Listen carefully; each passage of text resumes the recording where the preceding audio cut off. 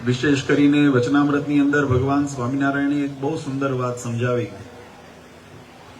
महाराज के जीवात्मा ने जो पोतानु कल्याण ईच्छवू होय तो भगवाने आ धराव पर जे अवतारो धारीने जे स्थानों ने विषय जे लीलाओं करी छे ए चरित्रों ने लीलाओं ने स्वरूप ने मूर्ति ने स्थानों ने नित्य संभाળી राखवा।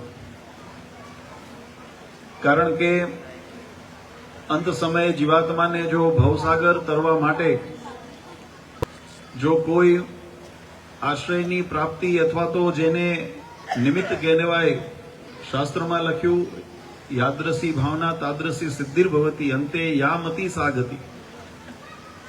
ज्यारे जेवी मति जीवात्मानी अंत समय होय जेवी भावना होय तेवी एने सिद्धिनी प्राप्ति थाय छे तेवी एने गतिनी प्राप्ति थाय छे। तो भवसागर तरी परमात्माना धामनी जीवात्माने प्राप्ति करवी होय तो एना माटे परमात्माना स्वरूपનું મૂર્તિનું અખંડ ચિંતન એના માટે પરમ આવશ્યક છે। આ મનનો સ્વભાવ કેવો છે શાસ્ત્રોની અંદર બહુ સુંદર વિસ્તારથી સમજાવ્યું કે મન અતિ ચંચળ છે।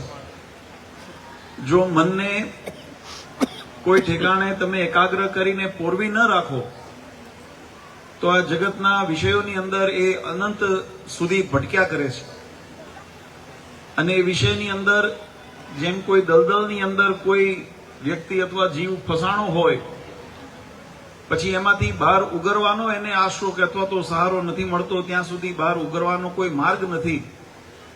એમ સંસારની અંદર જીવાત્મા આ લક્ષ 84ના ફેરાની અંદર જન્મ જન્માંતરથી જે આ કાદવની અંદર દલદલની અંદર ફસાણો છે એને સત્સંગ રૂપી આશ્રયની પ્રાપ્તિ ન થાય ભગવાનના ચરિત્રો ભગવાનના ગુણાનુવાદ રૂપી આશ્રયની પ્રાપ્તિ ન થાય ત્યારે એને ઉગરવાનો બીજો આરો। ભક્તિ में वीडियो માટે वीडियो को लाइक અને અમારી ચેનલને સબસ્ક્રાઇબ કરો અને બેલ આઇકન દબાવો જેથી સૌથી પહેલા વીડિયો તમારા સુધી પહોંચે।